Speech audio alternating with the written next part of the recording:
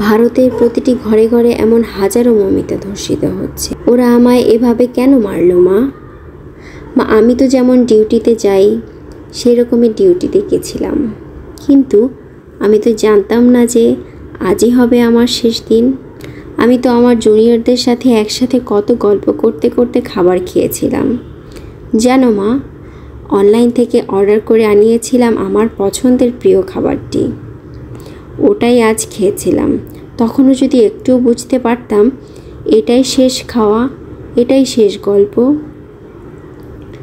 ডিউটির বাঁধনে আমি যখন ক্লান্ত হয়ে গেলাম, আমার চোখ দুটো ঘুমে বন্ধ হয়ে যাচ্ছিল, কিন্তু একটু শরীরের ক্লান্তি মেটাতে গেলাম, তখনও যদি বুঝতাম মা সারা জীবনের মতো বিশ্রামে চলে যাব, তখন ভোর রাত, আমি ওয়ার্ডে একা।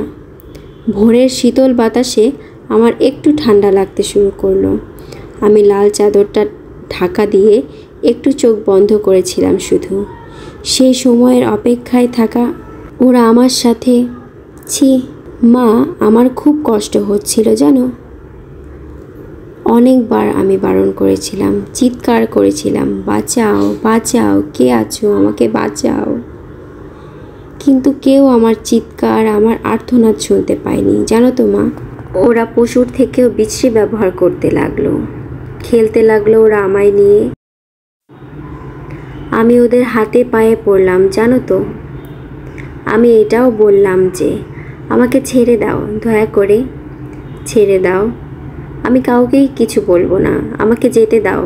কিন্তু ওরা আর আমায় তোমার কাছে একবার যাওয়ার সুযোগ দিল না তোমার কোলে শেষবারের মতো মাথা রাখতে দিল না শেষবার তোমার হাসি ভরা মুখটা দেখার সুযোগ, দিল না বাবার স্বপ্নে তার রাজকন্যার বড় ডাক্তার হওয়ার কাহিনীকে সত্য করতে।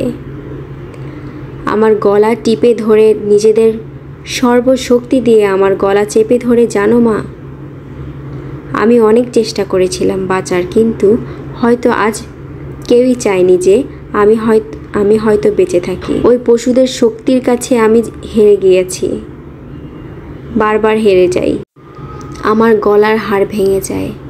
ওরা আমায় ওভাবেই ওখানে ফেলে রেখে চলে যায় ওই বিভৎসভাবে।